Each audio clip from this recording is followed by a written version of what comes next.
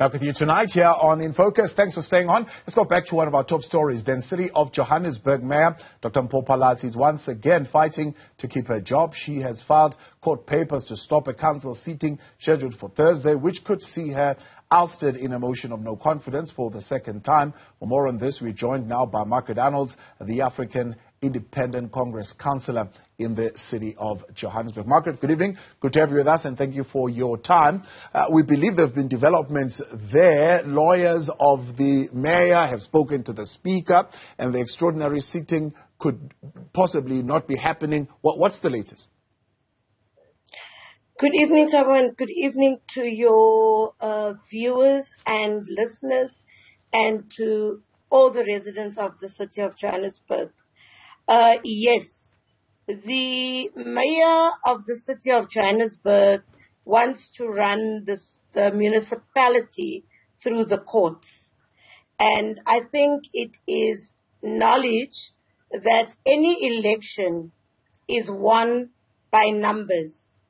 Whether you are the soccer party or whether you are the DA, if you have the numbers, you will win the elections.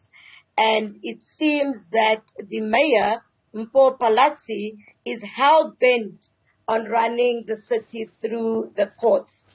But nevertheless, the sitting of Thursday will be happening because there are other items that needs to be passed.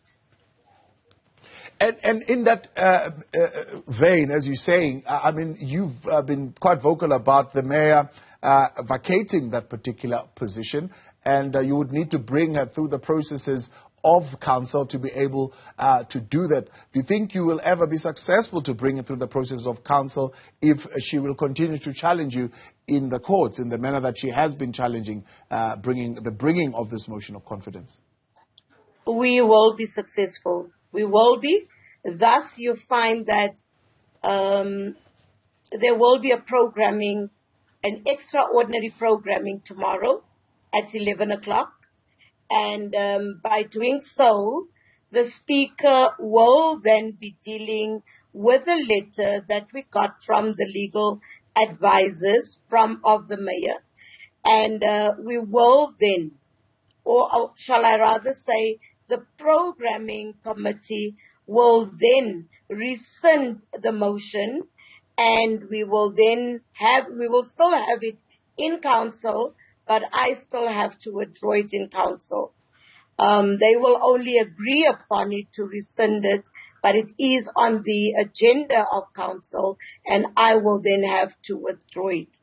But your second question in whether we will be doing what the rules of council says, yes, we will be, because we will be structuring another motion, and that motion will then go through programming, and I'm certain it will be admissible, and we will then deal with the mayor at the next council meeting. But I must say to you, what Phalatse has sent and said, it is inadmissible, is a lie.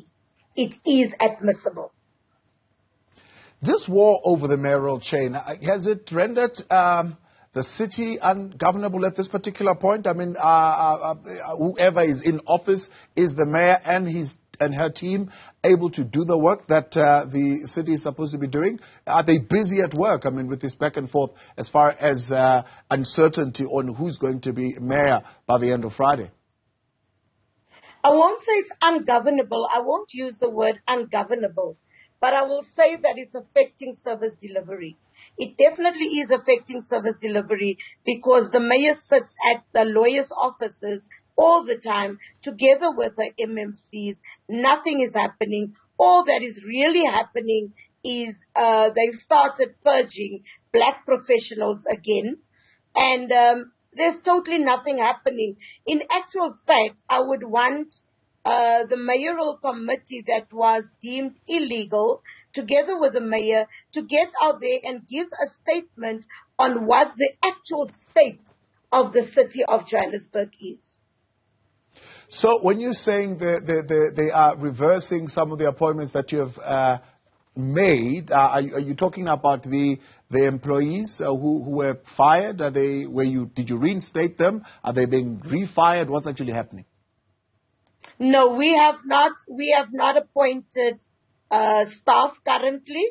We have not appointed staff currently, but there are reports that they wanted to push through last week that speaks to senior managers which they wanted to purge again.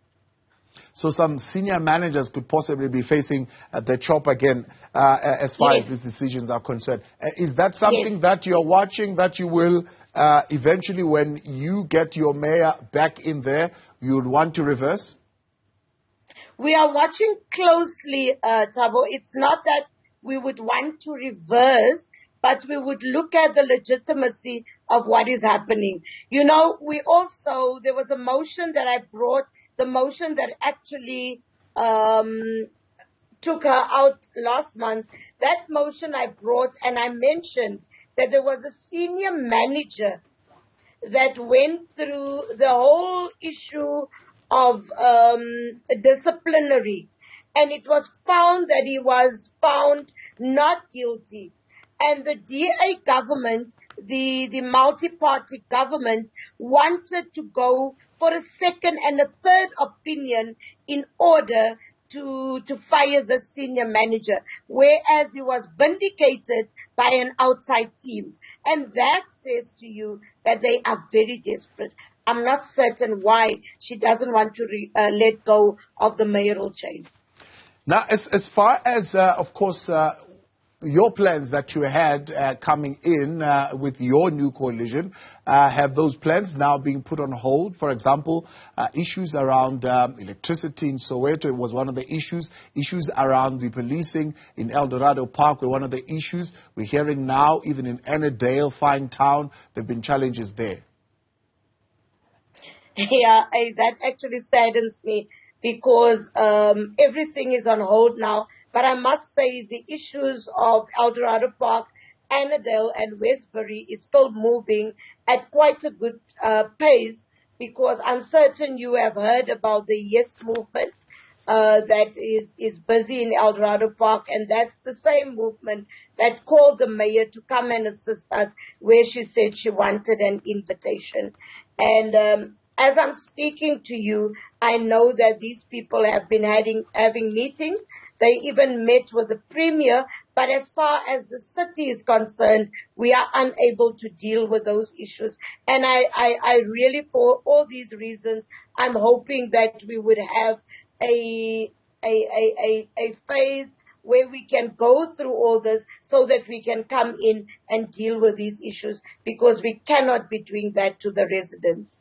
So the mayor saying that her and her team are also busy doing a forensic of what has happened in the last couple of weeks while she was out of office, whether there were any illegal decisions or unlawful decisions that were taken. As the AIC, I mean, are you concerned about that?